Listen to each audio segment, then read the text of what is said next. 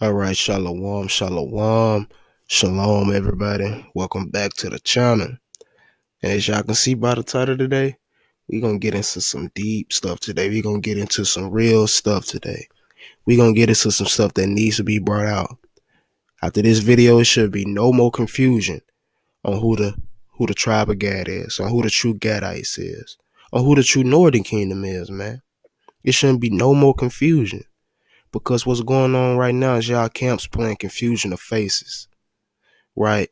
Y'all got a doctrine that's made up, and we know it's been made up. We know y'all inherited this lie, right?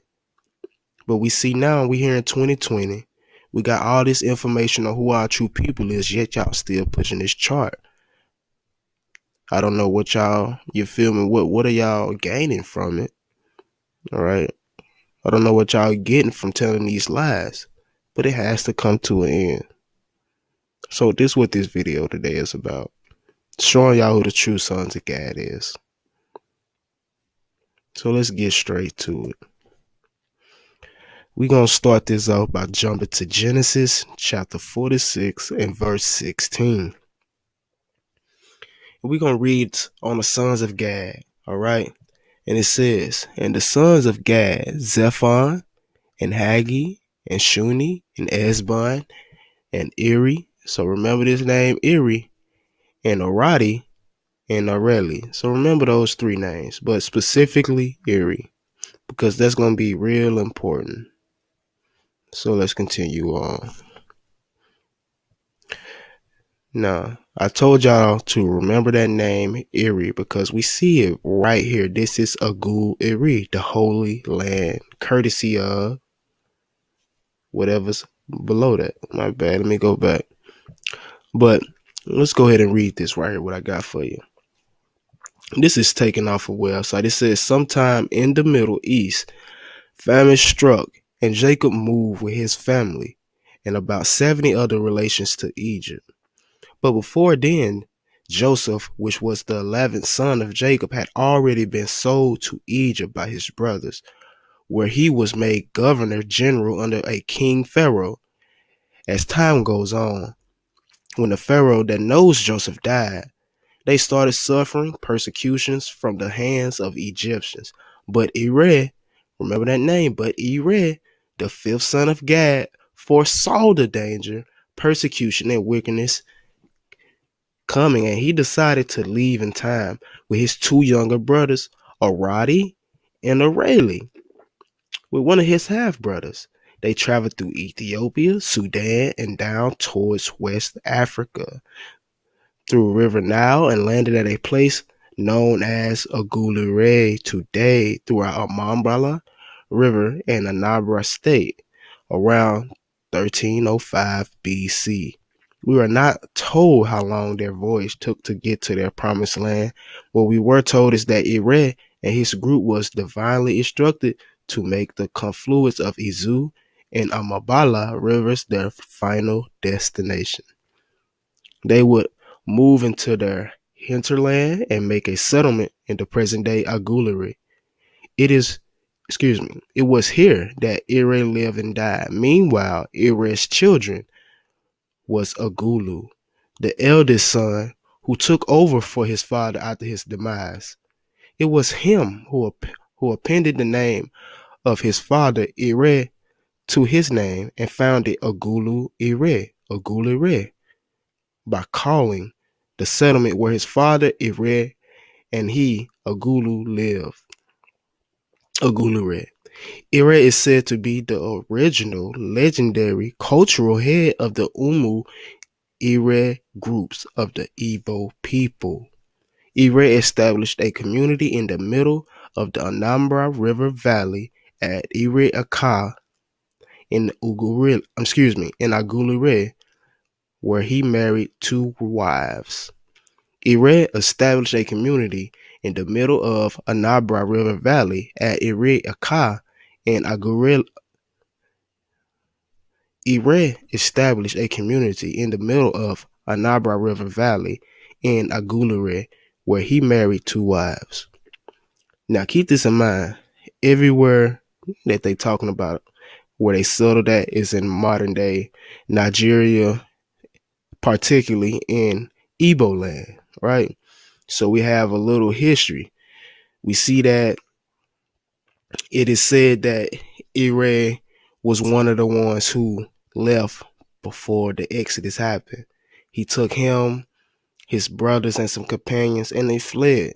They fled further west into Africa, further south down through the Nile, through Ethiopia, and west across the Sudan until they got to where I just told you, modern day Agulere. Now we're gonna move on to a book called Niger Igbo. So we're just gonna read a little quick something out of here, and I'm gonna just show y'all throughout these few sources the Hebrewisms and the Hebraic traits amongst the Igbos, which is gonna be outlined in these books.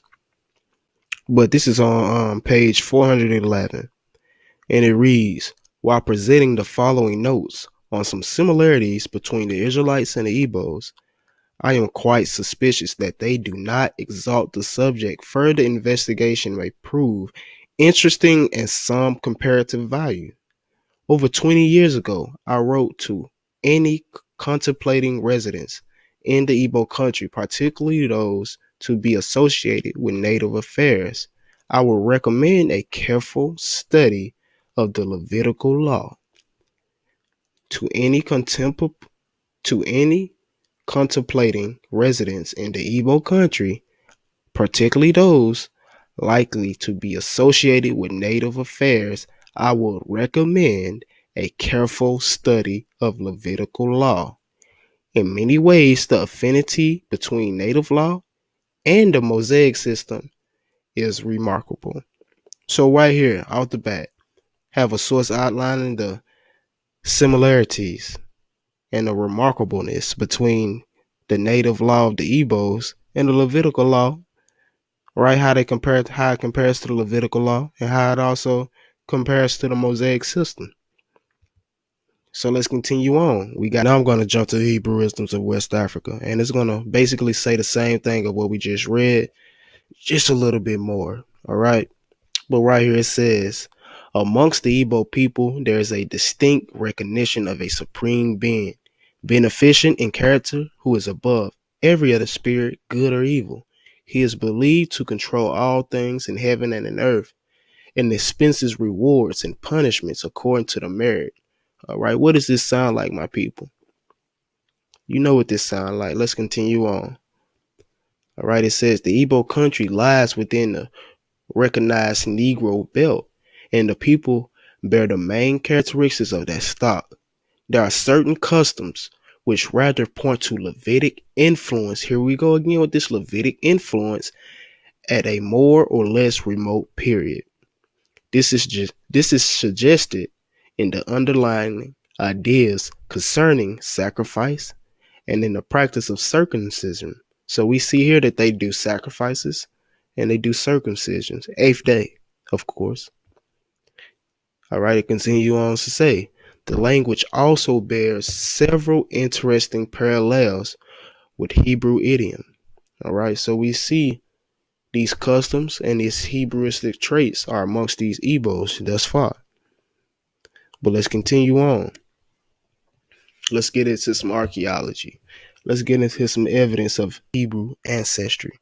All right, and we're going to be reading out of The Color of God in the Crossroads of War. All right, so you can find this on page 91. And it reads, Paleo script has been found in various places of the Igbo territories of Nigeria.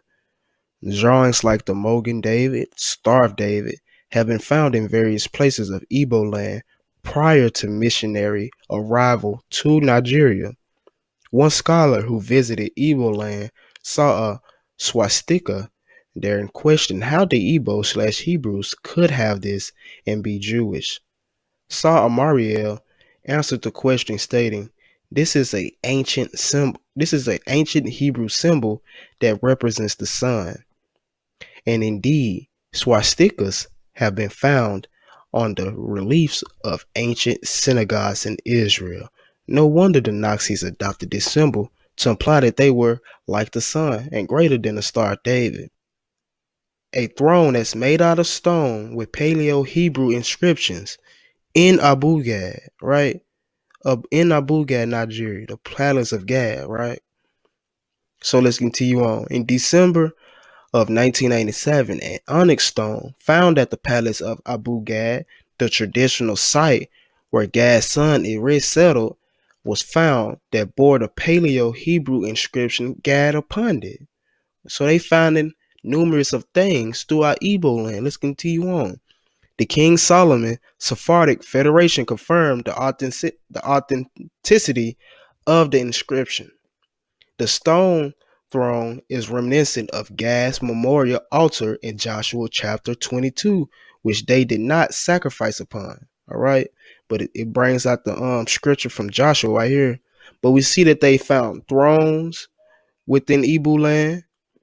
Right, they found onyx stones throughout Igbo land. Right, they found stars of David, Hebrew inscriptions throughout Igbo land. So let's continue on. And I'm pretty sure this is where the British got this idea to put the Star of David on this Nigeria British West Africa coin, man. So the proof is out here. The proof is out here. You can't deny that these people are bruised, but we're going to continue to build this case. We're going to continue to bring out this evidence and show you how they are the true sons of God. All right, next page. It says in 1917, the British discovered a solid bronze Star of David about 500 feet below the soil on the palace grounds, indicating that Igbo people may have migrated from the ancient city of David. To commemorate this event, Nigerian Kobo coins were minted with the Star of David. Like I just brought out right here, Nigerian coins were minted with the Star of David. So, while attending the Avala festival at Abu Ghad in Agulari at the river Niger, where Ere was said to have crossed, I saw a 12-stone altar built by Ere in the middle of the river that can be seen during the dry season when the water is low. So it's a stone in the middle of the river that can only be seen in the seasons when the water is dried up and low. All right, so let's continue. This too recalls to us the biblical passages of striking similarities, specifically involving the tribe of Gad. So it's showing us the similarities, the striking similarities between the Igbos and the Gadites, man. So between 1938 and 1959, archaeologists led by Thurston Shaw at an Igbo Ukwu excavation near Owerri town unearthed what is believed to be a mask portraying a Igbo face. Also unearthed were bronze items, pots, bowls, etc., including a pot believed to be used in the coronation of Igbo kings. Also found were intricate bronze beads that reflected wealth and artistic skills, and also attest to international trade by ancient Igbos. Some archaeological dating tests suggest that Ebrews occupied Nigeria as early as 3000 BCE. Radiocarbon dating of objects suggests that the Igbos occupied Nigeria before 800 CE. Many of the items found in this excavation seem to have modified Egyptian design and or influence, which would make sense seeing that as the first Ebrews are said to have come from Egypt in the pre-Exodus Exodus. So even their archaeological findings are matching up to their oral history. Let me read this last part again. Many of the items found in this excavation seem to have modified Egyptian design or of influence, which would make sense, seeing as the first Igbos are said to have come from Egypt in the pre-Exodus Exodus. So let's continue on, family. This is from a book called Finding Gad, The Quest for the Lost Tribes of Gad. This is written by an Ashkenazi Jew himself, Rabbi Yehuda. Okay? So we're going to start at the very top, as it says. As stated earlier in the above, we explore where the word Igbo came from and how it is related to the word Hebrew. Even Jewish historian Josephus, a contemporary of Rav Shaul, Apostle Paul, wrote in Antiquities of the Jews, from Eber came the word Hebrew, which is what Jews were first called. It is said that when the warrior clan of the Igbo, the Aife warriors, came to Nigeria, the locals asked them who they were, and they responded, "We are Hebrews." According to the present king who rules over all the Igbos, his cabinet member, Chief Akinga, said the Aifa warriors have a war song they sing prior to going to war, which tells where they came from. The song basically says that they are Hebrew, an obvious corruption of Hebrew, who strike fear into the enemy and scatter them. It tells how they sojourned over water and desert and reached Benin, Andoni, Ibiku, and finally Ogulure. And as a people branched out from there, we know that regardless if Gad's son lived before or after the Exodus or both. Let me read that again. We know that regardless if Gad's son lived before or after the Exodus or both, and regardless of how Paleo Hebrew differs from biblical and modern Hebrew, you would think if these people really are connected to Israel, that some linguistic remnants will remain in the Hebrew culture, in the Hebrew language. It has been noted that the name Igbo in the Igbo language also may have its origins in the word Ipugbu, a phrase Apulu Gabu Tupu Indi Azu, meaning those who left earlier, hitting that Gad's son Ere, the father of the Igbo people, and his companions left Egypt prior to the enslavement of the Hebrew people and the Exodus. Ere, one of the sons of Gad, is said to have built an altar in honor of the God of their father at the night Ere and his dream in which he was given. All right. So there's a lot to take out of this, but it's some important information throughout this page here. It gets into the corruption of how they originally said that they was Hebrews. When the people asked who they were, they told them, "We are Hebrews." And we see how their names changed over time, and it still sounds the same, Hebrew, right? Not to mention it goes into how they're trying to figure out if they left before the Exodus, after the Exodus, or was it multiple waves of them coming before and after the Exodus. But once we continue on, you will see that there was waves before the Exodus and waves of migration after the Exodus. So let's continue on. But before we do that, let's get into some of these Igbo and Hebrew words that's alike with scripture references available to the far right. So you got Abia. Abia is a state in Igbo land, right? You got Aba, also written as Aba. And this is also a town in Igbo land as well. Abiyama, written as in such Igbo phrases as Chukwu Abiyama, right? It says God of Abraham, and you can find that at Exodus 3 and 6. Right, so now we see that they have corresponding language with the Hebrew. So now we're going to get into a little bit more history of them and how they got their way to West Africa, how they made their way to West Africa, basically. So right here is a statue of the Ere king himself, Ere king of Gad. All right.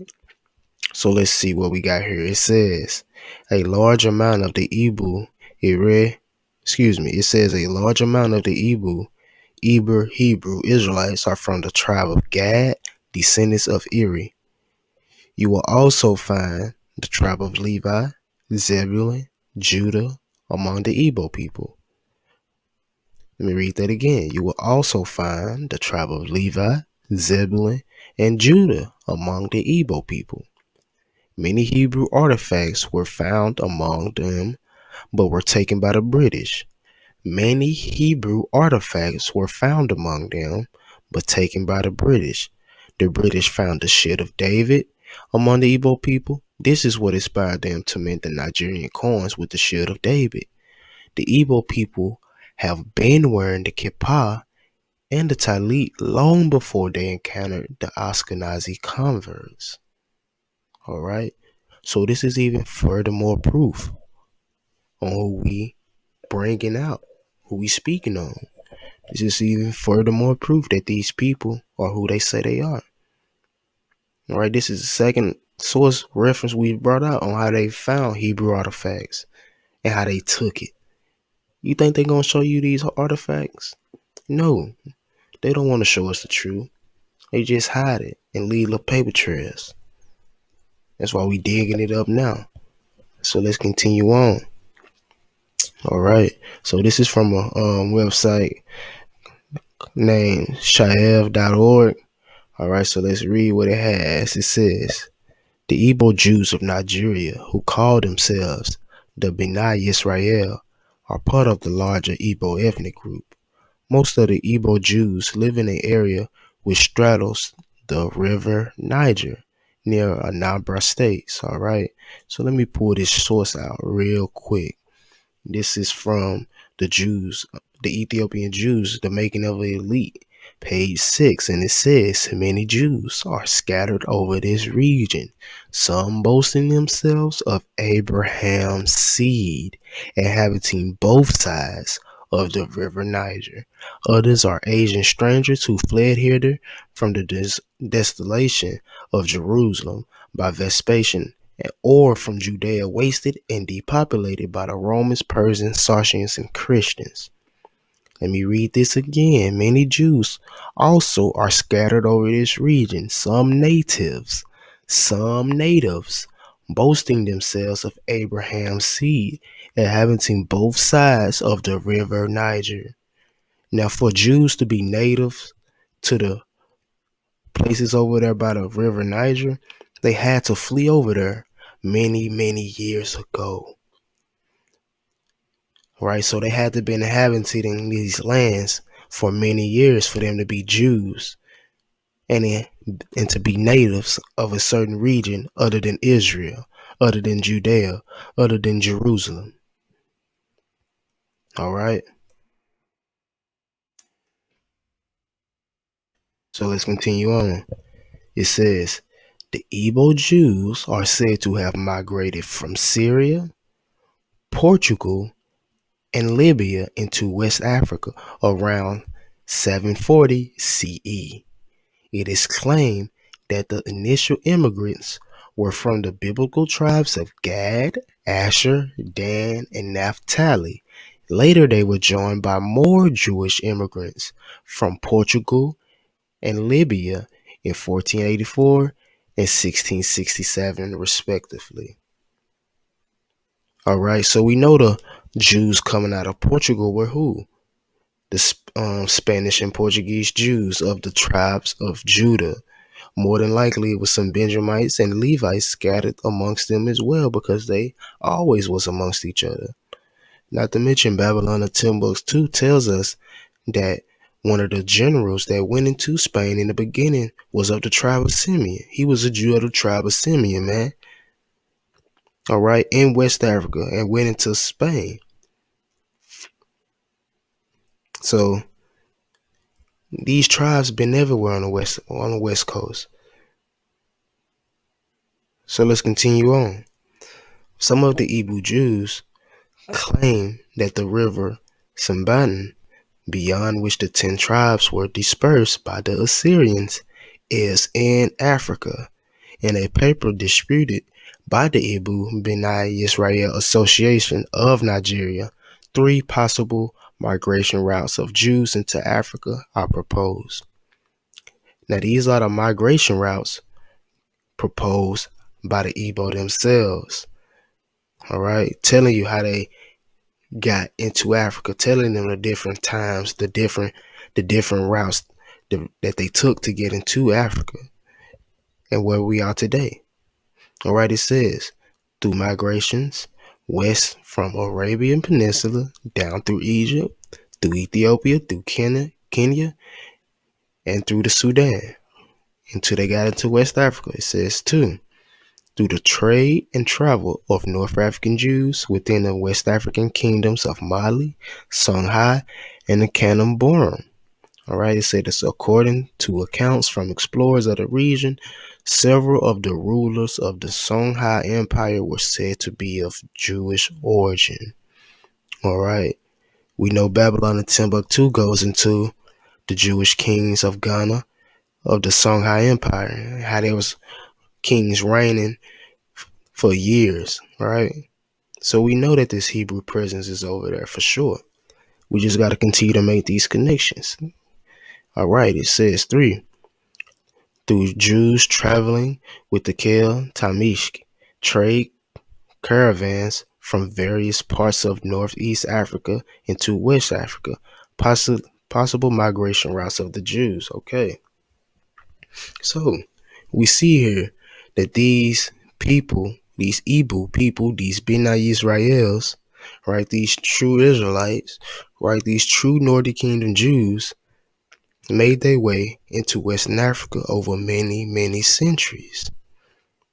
All right, let's continue on. It says another possibility described by a 9th century Jewish traveler named Eldad Ben Amali, also known as Eldad the Danite, is that his tribe Dan migrated from the land of Israel so as not to take part in the civil war at the time of Jeroboam's secession, and were residing in the land of Havilah beyond the rivers of Ethiopia. According to Eldad the Danite, 3 other tribes in addition to Dan, Naphtali, Gad, and Asher, as mentioned above, were with him. These had joined in the times of Sennacherib.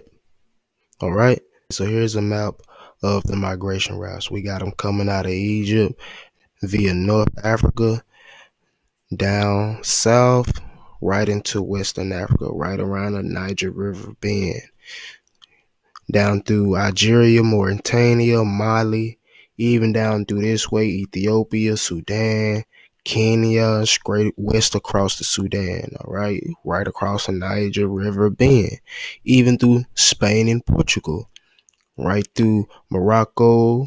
I believe this is like Mauritania, son. Continue on down, you get the Niger, Chad, Mali, Timbuktu, and you get right back here to the Niger River bend in the Nigeria area. All right. So let's bring out another thing. This is from the New World Encyclopedia. Okay, and it says members of Jewish Igbo believe that they are descendants of Jews who migrated to Western Africa over many centuries via migration south into the Sahara Desert, as well as west across North Africa, possibly following the path of Arab conquest. Some Nigerian Jews hold that families amongst the community are descendants of Kohanim and Levites, the Jewish priests, and their assistants who functioned in the Temple of Jerusalem, who settled in West Africa during the days of Songhai, Mali, and Ghana empires.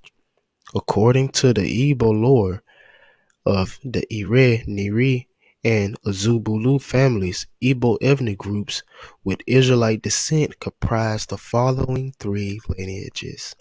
Bene Gath or Gad, the tribe of Gad, Bene Yaakov, who was the 8th son of the Israelite patriarch Yaakov or Jacob. This group traces its lineage through Gad's son Ere ben Gad. The groups from this lineage comprise the Agul Ere, Omul Ere, and Or Ere, and the rest of these clans. All right, let's move on. The next one says Bene Zebulun, the tribe of Zebulun ben Yaakov, who was the 5th son of Yaakov. Okay. It says, according to oral tradition, it is said that a descendant of the tribe of Zebulun, named Zebulun, on the advice of a certain Levite, married a woman from Aju or Aji, who was descended from the tribe of Judah, and from this union was born Azubulu ben Zebulun. All right. It continues on to say the sons were Amakwa, from whom a clan in Nene, Anambra State, is descending. All right, so let's continue. on to Bnei Manasseh, the tribe of Manasseh ben Yosef, Manasseh, who was one of the grandsons of Jacob through his 11th son, Joseph. According to the Torah, Jacob claimed both Manasseh and his brother Ephraim as his own sons. It is theorized that the Igbos of the Amici and Aichi clans are descended from this lineage. All right, but don't take my word from it. Let's hear from an Igbo brother himself. Ezra of Agleri that has maintained a dynasty. He is the 34th king in Obugad. But apart from that they have maintained this kingship and dynasty, other Israelites are equally in Igbo land. We have Zebulun, we have Ephraim, we have Manasseh, we have Reuben, we have Danites. They are all here.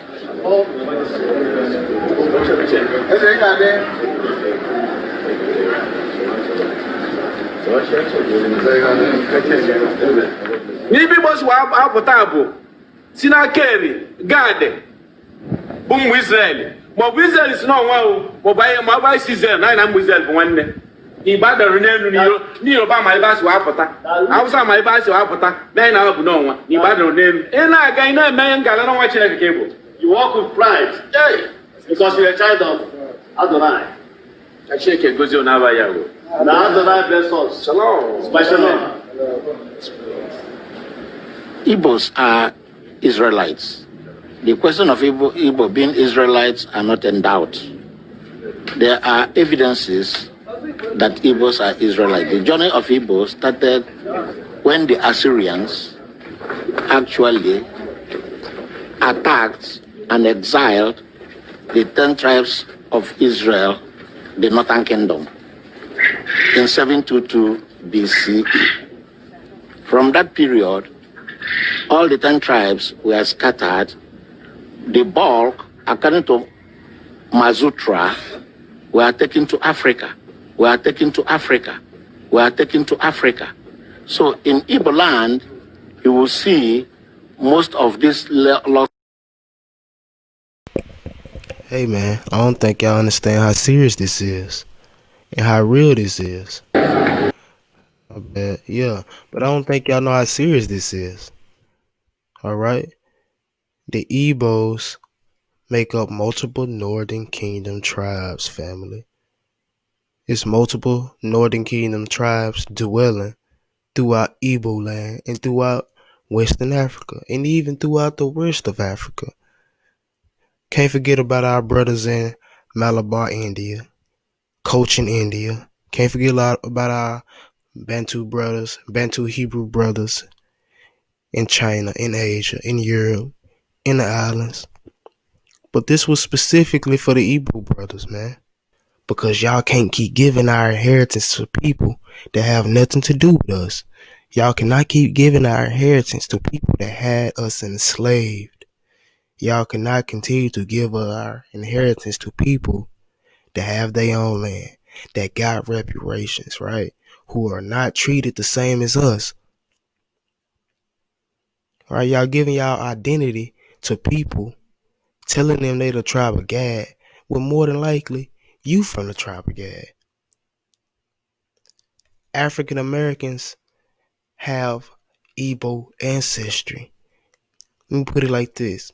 According to statistics, 60% of African Americans have at least one Igbo ancestor. One. All right? And that's not even talking about all the other African tribes. The Hebrew African tribes that were taken into slavery. All right? So we got to embrace our true identity and throw away these heathens, man. Real talk. But even President Nixon knows that the Ebrews are Jews, man.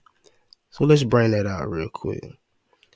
This is a official state.gov website, U.S. Departments of State Archives.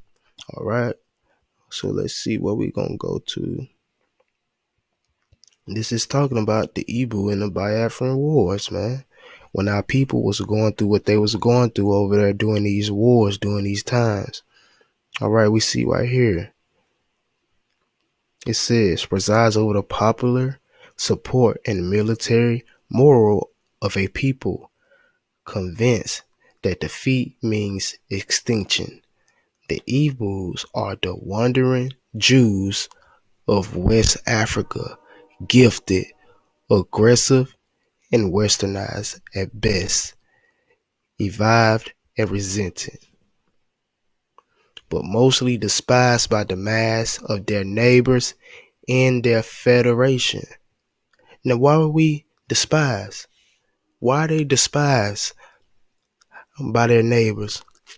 Don't that sound like us over here? Don't that sound like the so-called Negroes everywhere else? Even over there in Africa, they're being hated. They're being despised against. But this is to show you that you all's presidents, you all's leaders know who our people are. They know that the they know that the Ebrews are the true Jews. And it's in a federal government document, man. The White House, Washington, Tuesday, January 28th, 1969. This is in 1969, man. You telling me they don't know the truth? They know who you are. And so does these rabbis, man. So I'm gonna just bring this. I'm gonna let this speak for itself. So let me make sure I understand what you're saying. Mm-hmm. You are saying that the Igbo people have lost their identity contact with their God, with their maker, with their origin. Okay. How do we know? We were this week, Abraham, we were in the place called Ibugad, Obugad, the place, the palace of God. Yes. We saw some things there. How do we know? If you are to tell me succinctly, how do we know? Do you believe that you are ancestors from the tribe of God? Of course, we believe that we are ancestors of the tribe of God. Let me make it more clearer. Just like you rightly said before, that even after the dispersion of the children of Israel, that the 10 tribes, that there were other tribes that deflated to Judah. That's right. And that is to say, a portion is a mixture of other tribes. That's right. Good. Now, when you come to this very part of the world where the Igbos exist, yes, we are called the tribe of God, because the first person to enter here among all the tribes is God himself. But we have other tribes scattered all over the place. We have the tribe of Judah, we have so many the tribe of Dan and Levi in this very place. Right. Now, so, but all put together, like we have already said most of the time, that inside every Jew is the 12 tribe. Absolutely. So we are made up of all the tribe of Israel here in Nigeria. I understand that. Yeah. But there's some uniqueness here that we cannot ignore with the tribe of God. Yes. There is some uniqueness. Yes. So everything that you know,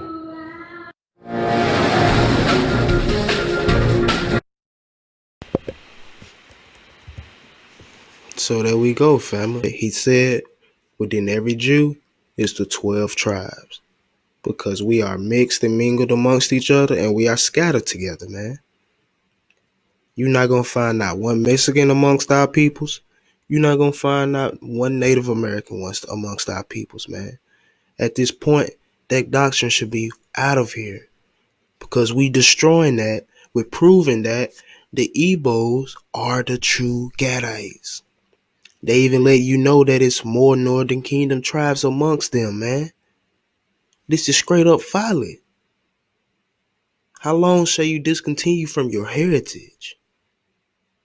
You wake up to the truth just to deny your heritage even more? Let me stay on topic. Okay, but we finna read from African Renaissance, okay? Page 28. It says, identification of Igbos as Jewish identification of Igbos as Jewish appears in European literature documents as far back as the 18th century. Hold on, let me read that one more time. Identification of Igbos as Jewish appears in European literature documents as far back as the 18th century.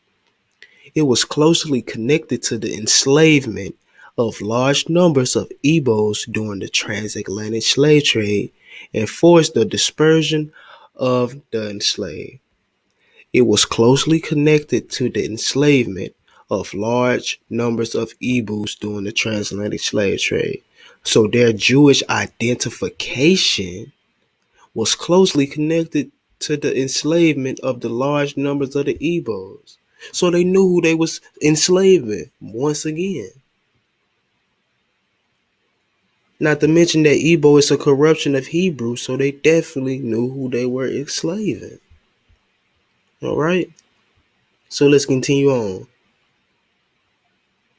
The description by Odendrop in 1777 of the population of the Danish Virginia Islands of St. Thomas, St. Croix, and St. John in the West Indies delivers the first more in-depth ethnograph account of the Igbos or Ebus, comparing their customs with those of the Jews.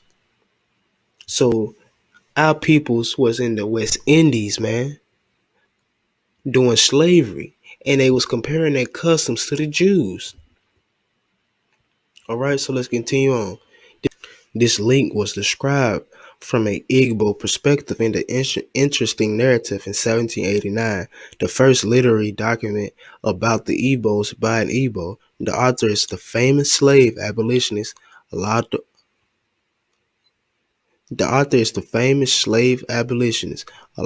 Equiano, a former Igbo slave known under the name Gustavus Vasa. The African Equiano compared the customs of his Igbo tribe with those of the Jews in the Bible and postulated that the Igbos derived from the lost tribe of Israel.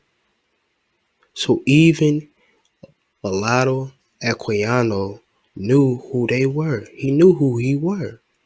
And he came over to the Americas. Right?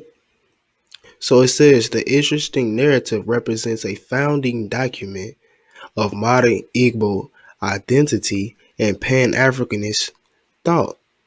After the forced deportation of over 1 million Igbos during the transatlantic slave trade to the Americas, no distinct identity survives today in their former areas of resettlement. But we waking up now. The identity reviving today because we sure is waking up now. But let me continue. Descendants of Ebus do not consider themselves to be Igbo, although Igbos in Sierra Leone held on to their Igbo identity for a while. All right, so let's continue on. It says, excuse me, let me go back. Okay, so I'm gonna go back on down to the next paragraph. It says, Africanus Horton, a Sierra Leone Igbo, was an early Pan-Africanist in the second half of the 19th century. Almost 80 years after Equiano's work, Horton, in 1868, came to the same conclusion concerning an Israelite origin of the Igbos in his Empire of the Igbos, written in support of the African independence. Beyond cultural similarities, like the 8th-day circumcision of male children that have been mentioned repeatedly, the rather stereotypical identity of Igbos as Jews by outsiders has been viewed as one of the factors in the process of constructing Igbo Jewish identity. Moreover, the internal and external identification of the Igbos as Jews with the Jews contribute to the development of a pan-Igbo consciousness. So we see the consciousness and the minds of our Igbo brothers and sisters starting to wake up, just like we did in the diaspora. We woke up to who we were. We did the research. The research came back as true, right? And we just been following through ever since, trying to get closer to the Most High. All right, so let's continue on. With that being said, in the midst of this awakening, the persecution has not stopped. It hasn't stopped in the Americas. It hasn't stopped in the Caribbean islands. It ain't stopped in Europe, man. It ain't even stopped where we step foot off of our homeland from. The west coast of Africa, where our brothers and sisters are, man. Persecution of the Jews. Let's see what I got for you. This is a post by the Jerusalem Post, right? So what does they have to do with the Igbos? Why are they worried about the Igbos? It says 6 Igbo synagogues raised by soldiers in Nigeria's Biafra region. So we had 6 Igbo synagogues raised by bulldozers, razed to the ground by bulldozers, man. Why is that? I wonder why they is. I wonder why they persecuting the Jews right now. It says at least 6 Igbo synagogues were razed by soldiers last week in Nigeria's River State, located in the country's Biafra region. 9 Africa News reported. The incident took place as soldiers besieged. The incident took place after violence broke out as a result of a youth protest demanding an end to the police brutality in the country, 9 African News reported, citing Igbo Jewish adherents who escaped the attack. During the siege, at least 50 people were killed. An eyewitness said 2 men were arrested at a synagogue for wearing a kippah and a magam. So our people were arrested for wearing traditional clothing, man. We just brought out in the sources earlier how the Igbo was wearing the kipahs way before they met the European, way before they met the Ashkenazi. So this been our thing. We even look on artifacts and we see brews with kippahs, right? And kefes on, and kufis on their head, man. So this ain't nothing new to us. You feel me? It's been in our gene.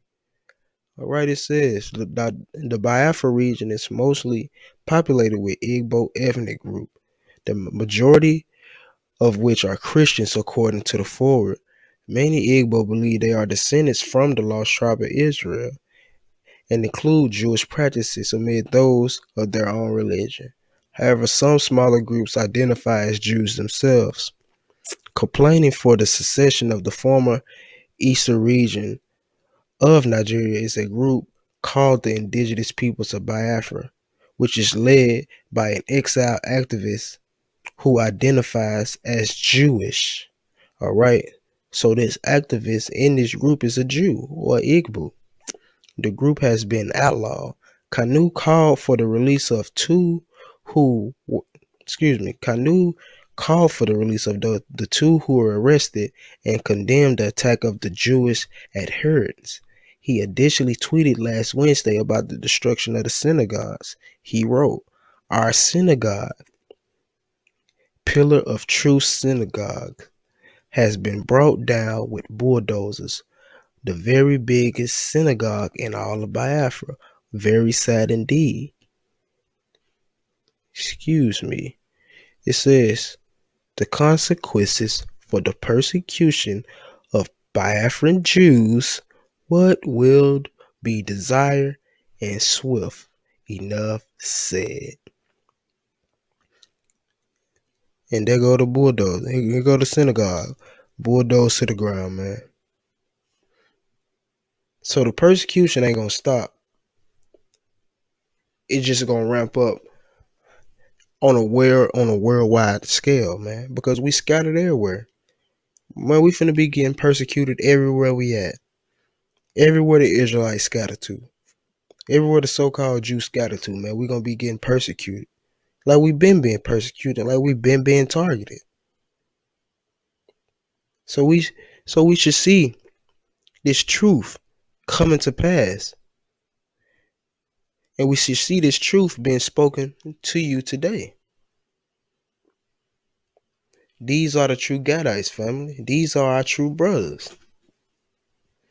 So let's move on. This is from Our Common Manners and Customs as Hebrew Peoples. And I'm going to start right here where it says, right here, evidence of the lost tribes of the ancient Israel.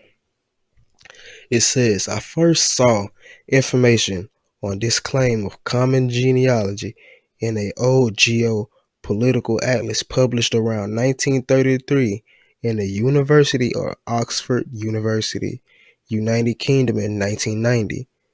So the information on the Igbos was published by Oxford, right? So you know this stuff is not fake. You know this stuff is legit, especially when you got these universities publishing stuff on it that's only, you feel me, that only can be seen at their universities. They don't even publish it to the public. This is only stuff that you can see at their universities. All right, it continues on to say, it was based on research carried out by some Oxford University scholars on the diaspora Jews, and was tagged Search for the Lost Tribes of Israel. The introduction stated that the researching scholars traveled around the world for many years, costing quite a subliminal amount of money to fund. They claim they have examined legends and claims and pruned peoples alleged to have been thought to belong to the lost tribes of the ancient Israel. Their investigation, however, confirmed only a select number of peoples around the world among those lost tribes of Israel. And that includes the Igbo of West Africa, B'nai Yisrael or B'nai Israelites, as they were called, and like I pointed out earlier, and the Falashas, better known as Beta Israel, as they were called, or Ethiopia. The word B'nai is is a Hebrew word that means sons of. Thus, B'nai Israel means sons of Israel.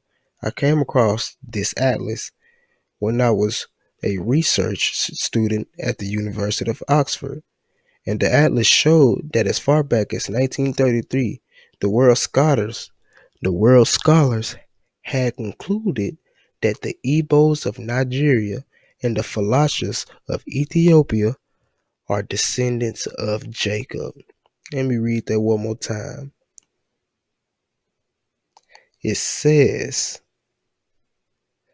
it showed that as far back as 1933, the world scholars had concluded that the Igbos of Nigeria and the Falashas of Ethiopia are descendants of Jacob. So here we have it, family. We can do this all day, pulling out information, references on how the Igbos are Jews. But are you going to accept it? Are you going to accept this evidence? Are you going to accept this proof? And what are you going to do about it? All right. Let's continue on to read. It says, however, I was rather very angry that such a connection was made with my people by non-Igbos. I readily discontinued and regarded the whole saga as an insult. My contention was that my people could not have been lost. Moreover, the information was not relevant to my research interest. However, subsequent experience led to my conviction and submission to the research findings of the Oxford scholars, and I eventually became a researcher in the field. In sum, we can observe that the Igbos, being Jews, seem to have been settled historically by the accounts of well-respected researchers, including Eldad the Danite. We also observe that the etymology of the name Igbo reflects Hebrew connection. Doubters and opponents like me have to learn and change their minds on this issue, including those who are questioning the Jewishness of the Igbo or political reasons. For political reasons, there's more evidence for the Igbos being Jewish than not. More so that the Igbo believe they are Hebrews from their collective consciousness. All right. So now that I did that, let's continue on. We're gonna start right here. But before this is going into the Muslims invading and destroying the communities that the Jews is in. All right, and it says this confirms Eldad's claim that the Igbos lost most of their Jewish identity because of persecution. According to him, the Igbo lost all their documents and religious texts, retained oral stories and some practices, including the book of Joshua, the main text which they had retained. This text must have been also lost or destroyed by human action or climate and environmental factors like all the other historical artifacts.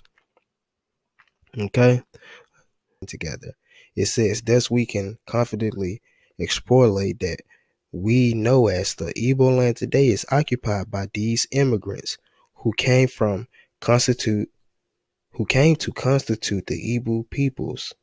This variety of black Jewish immigrants into the Igbo country could account for why there are various Igbo peoples, each having its own different legends, yet all pointing to a common origin of Israelite tribes. For example, some claim to belong to the clan of the Levites. Some claim to belong to the Ephraimite clan. There are those who claim Benjamite. Another claims of the Musa and Moses clan. They are today referred to as the Igbo people because they inhabit what was referred to as the Igbo country by the colonialists. So in other words, these people are called Igbo or Hebrew because what? They made up tribes of Israel within the Hebrew country or the Igbo country. So it's starting to make more sense that when the Jews migrated throughout Africa, they usually settled with brothers that they knew was there. So that's why you had all these massive migrations or mass waves of Israelites into West Africa, into Igbo land. Whether it's from Spain, whether it's from Assyria, whether it's from wherever they was coming from. They knew that they can go to Igbo land.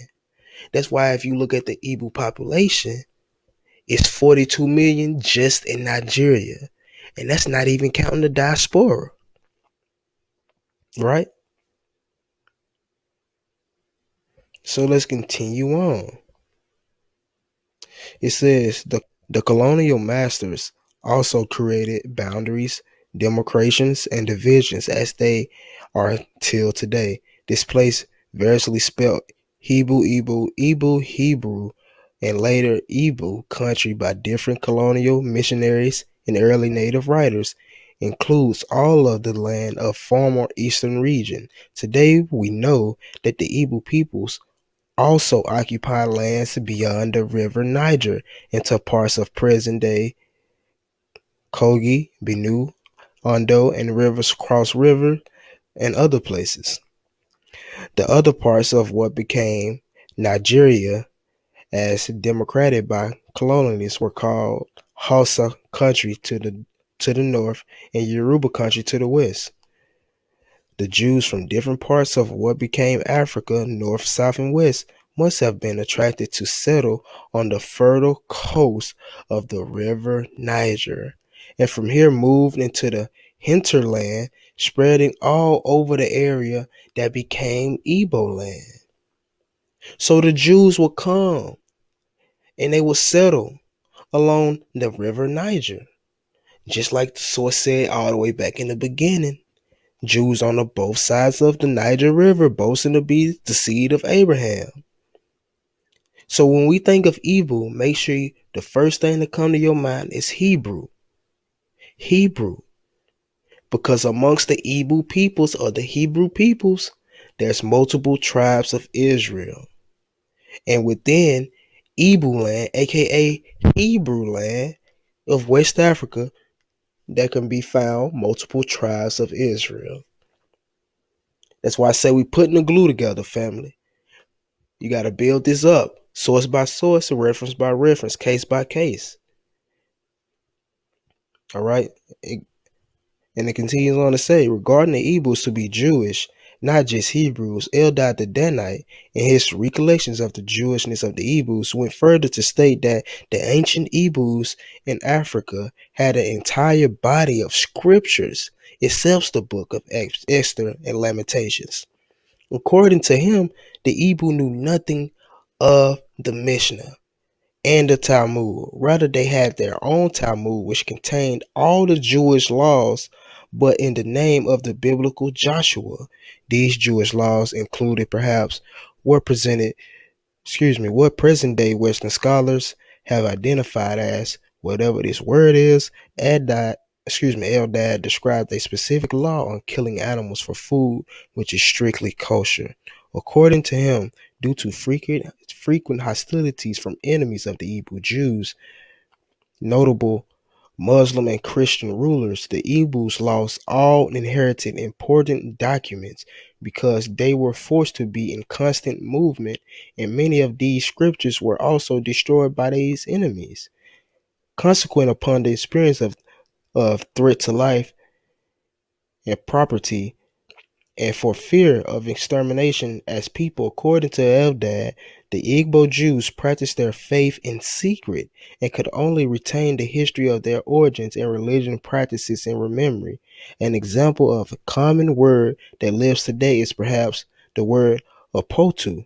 The word is up till this day used as one of the words to refer to the land of the dead, if perhaps a reference to the experience of the Oprotu, ancient name for Portugal, during the mass murder of their ancestors that took place there, that forced their Igbo ancestors to flee to what came to be called Hebrew,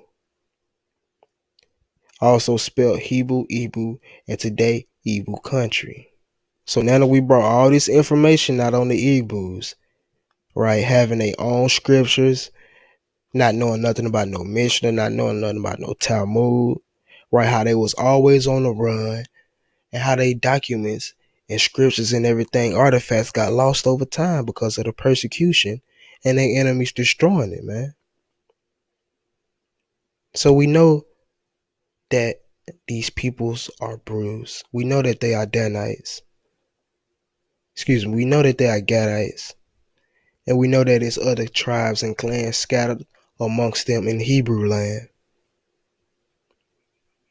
But I'm going to go ahead and move on. I'm going to show you all one more source before we wrap this all up, man.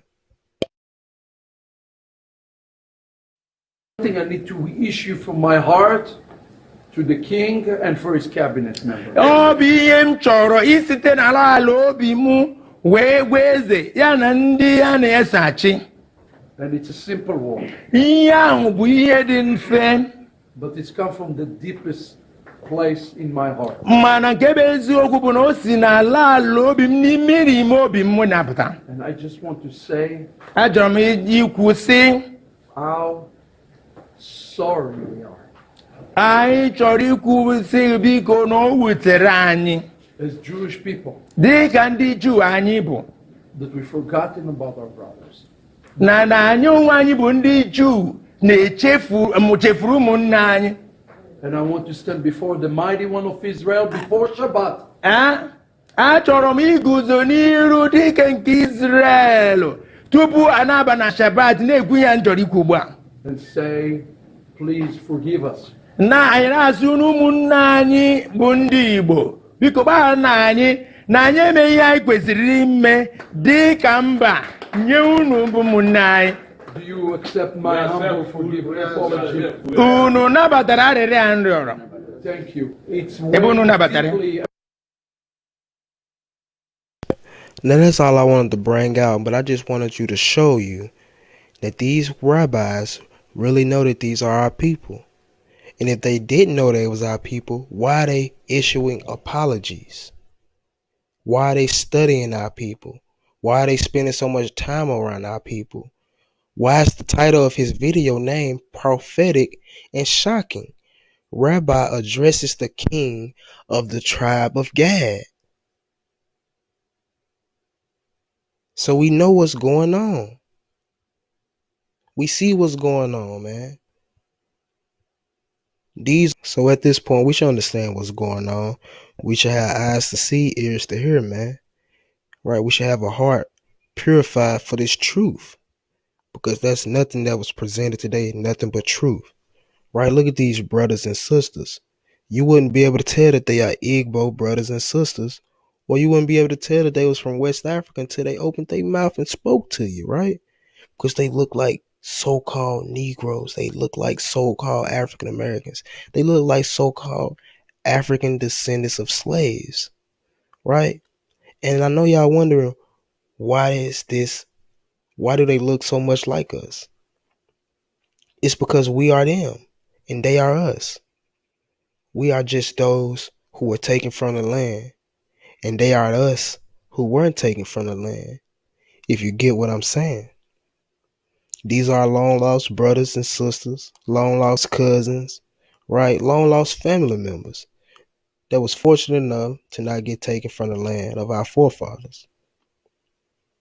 Right? But like I say, you wouldn't be able to tell who these brothers and sisters are until they open their mouth and start talking to you. So we gotta come back to our true identity. We gotta come back to our heritage, embrace it at a full, right? Doing the research on the people we come from, doing the research on the people, you feel me, doing the research on the tribes that were affected by the slave trade.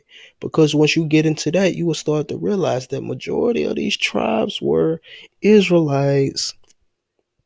You know what I mean? So it's kind of getting hard to, you feel me? It's getting hard for y'all to keep up that false chart and that camp doctrine. Because it's not matching up with history. It's not matching up with sources. It's not matching up with anything. Right?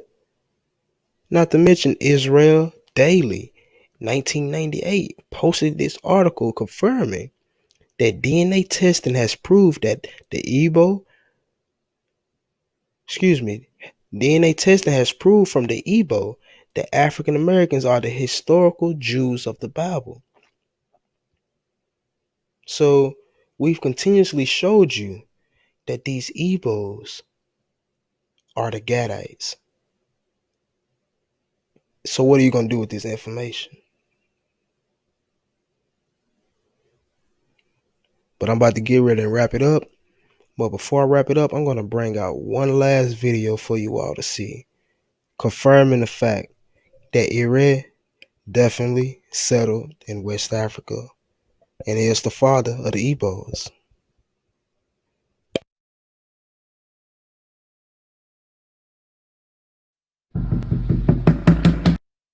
The Igbo people, by the way, the word Igbo related to the word Hebrew. Obviously, when they first came here, they asked him, "Who are you?"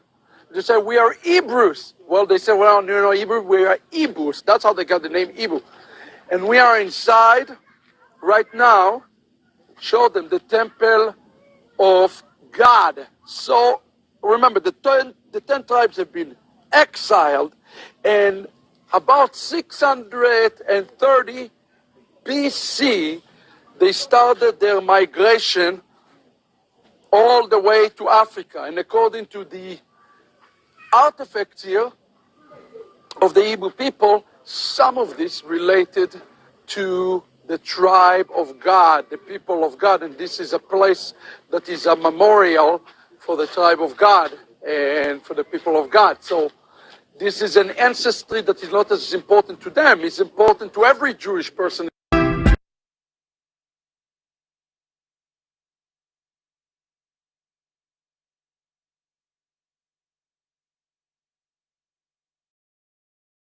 In a place that called Obu God. What does the word Obu mean? The temple of God. According to the legend and according to some historical information, the question is how the Igbo people, by the way, the word Igbo related to the word Hebrew. Obviously, when they first came here, they asked him, "Who are you?" They said, "We are Hebrews." Well, they said, "Well, no, Hebrew, we are Igbos." That's how they got the name Igbo. And we are inside right now. Show them the temple of God. So remember, the 10 tribes have been exiled, and about 630 BC, they started their migration all the way to Africa. And according to the artifacts here of the Igbo people, some of this related to the tribe of God, the people of God. And this is a place that is a memorial for the tribe of God and for the people of God. So this is an ancestry that is not as important to them. It's important to every Jewish person in the world to see that. Shalom. Can you say something about this place? Can you tell a little bit about this place? As we were saying, this is Obuga. Obugad. Yeah. Obugad. Yeah. The palace The palace of God. of God. Yes. So really, is that a common belief for the people that the descendants of the tribe of God came here?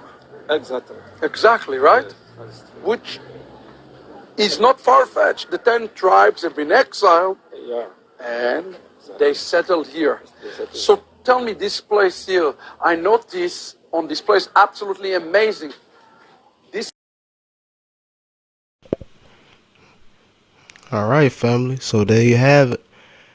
Getting ready. That about wraps it up for everything I have today for you all. Hope you all enjoyed the evidence presented to you all, and I hope you all do follow up research, find more things on our people, and just dig deeper into the information so this truth can continue to be promoted, so this truth can continue to be pushed out. Because we got to get rid of the lies, Israel. We have to. I don't know why it's such a stronghold on our people, but we have to get rid of the lies. And letting our people know that the tribe of Gad is in West Africa, or the Igbo peoples are scattered throughout the Americas, or the Negroes scattered throughout the Americas. That'll be a major stepping stool to promoting this truth, to getting this truth restored on a high level. Because those that have an ear to hear and have eyes to see, know that the 12 tribes of Israel look just like you and me. And with that, I ended on the verse, Jeremiah 7:4, and it says, "And thou, even thyself, shalt discontinue from thy heritage that I gave thee, and I will cause thee to serve thy enemies in the land which thou knowest not. For if ye handled, for ye have kindled a fire in mine anger, which shall burn forever." Shalom. Don't forget to like, subscribe, and comment.